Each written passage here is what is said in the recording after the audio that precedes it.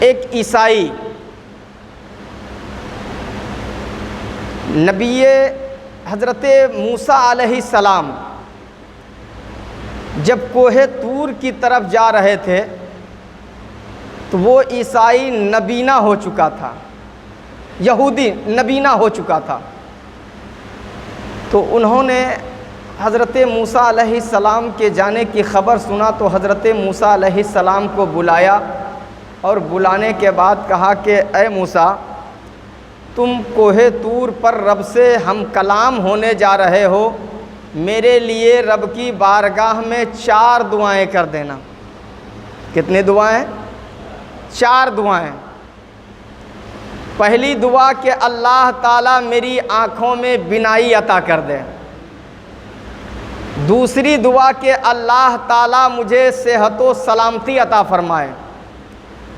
تیسری دعا کہ میں ہمیشہ خوش رہوں، اور چوتھی دعا کہ میری اولاد مالدار ہو جائے۔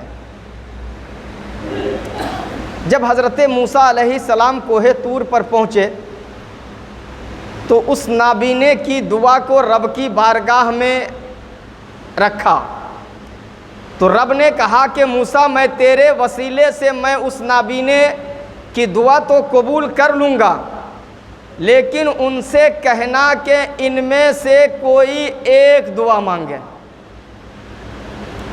ان میں سے کوئی ایک دعا مانگے۔ تو وہ نابینا بڑا چالاک تھا، بڑا ہوش مند تھا، بڑا ذی شعور تھا، بڑا عقل مند تھا۔ انہوں نے کہا کہ موسیٰ، رب نے فرمایا ہے کہ میں ایک دعا مانگوں؟ کہا کہ ہاں، رب کا حکم ہے کہ تم ایک دعا مانگو۔ کہا میں رب سے تیرے وسیلے سے دعا مانگتا ہوں کہ اللہ تعالی میرے پوتے کو سونے کی تھالی میں خوشی کے ساتھ کھاتا ہوا دیکھوں۔ میں اپنے پوتوں کو سونے کے تھالی میں خوشی کے ساتھ دیکھوں، کھاتے ہوئے دیکھوں۔ بڑا شعور، بڑا عقل مند تھا۔ حضرات، جب آنکھ ہوگی تب دیکھے گا، صحت ہوگی تب وہ خوش رہے گا، اور مال ہوگا، دولت ہوگا، تب اس کا پوتا سونے کے تھالی میں کھائے گا، اور جب اس کی عمر لمبی ہوگی تب اپنے پوتے کو دیکھے گا۔ یعنی ایک دعا میں انہوں نے ساری چیزوں کو مانگ لی، ساری چیزوں کو مانگ لی۔ اس لیے ذی شعور نے کہا ہے کہ اگر کسی کو سب سے اچھی دعا دینی ہو اور سب سے بہتر دعا دینی ہو تو اتنا کہہ دینا کہ اللہ تعالیٰ تجھے حاجی بنا دے،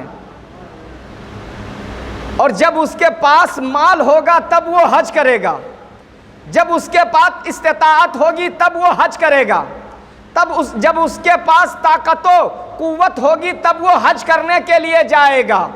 اللہ تعالیٰ اسے ہر چیز سے نوازے گا اور مال و استطاعت عطا فرمائے گا، تب وہ حج کرے گا۔ حضرت علامہ شامی اپنی کتاب حوالہ شامی میں لکھتے ہیں، تحریر فرماتے ہیں، نوٹ کرتے ہیں۔ ایک روایت بڑا سبق آموز روایت ہے۔ وہ لکھتے ہیں کہ ایک شخص حج کرنے کے لیے پیسہ جمع کیا، اور جمع کرنے کے بعد جب وہ سفر کی تیاری کی، جانے کا دن قریب آیا تو اسی درمیان میں ایک سید زادی اس کے دروازے پہ دستخط دی اور کہا کہ میں بڑا مفلس ہوں، لاچار ہوں، میری بچی کی شادی ہے، مجھے کچھ مال عطا کرو۔ جب انہوں نے ایسا سنا تو جتنے پیسے انہوں نے جمع کیا تھا تمام پیسہ اس سید زادی کی بارگاہ میں پیش کر دیا،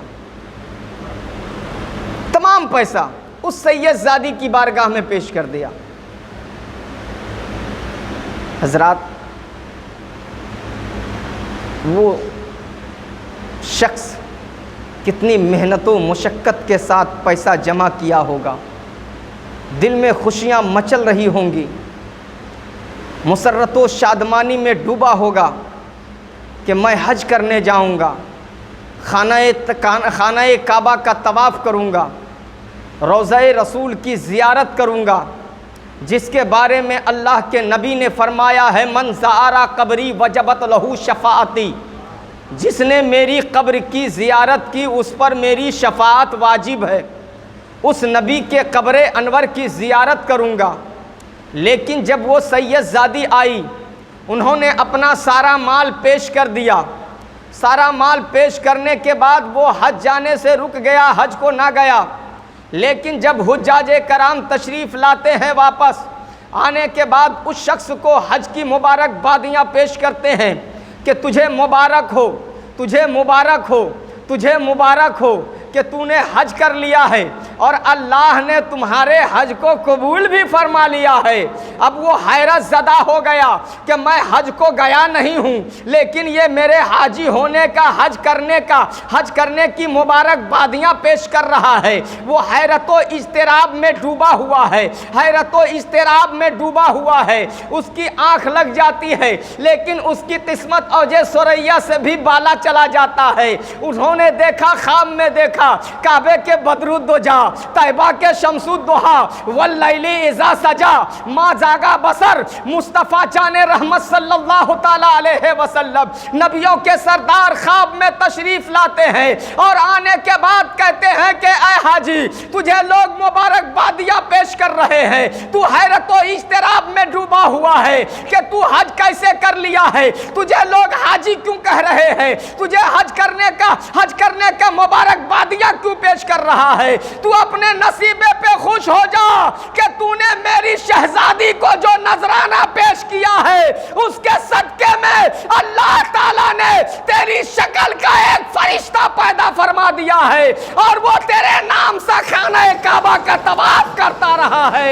اور اے حاجی تو اپنی قسمت پہ جتنا ناز کر کم ہے، اس لیے کہ وہ تیرے نام پہ قیامت تک حج بیت اللہ کا طواف کرتا رہے گا، قیامت تک تیرے نام سے حج بیت اللہ کا طواف کرتا رہے گا وہ فرشتہ۔ کیوں؟ اس لیے کہ تو نے میرے شہزادی کی بارگاہ میں نذرانہ پیش کر دیا ہے۔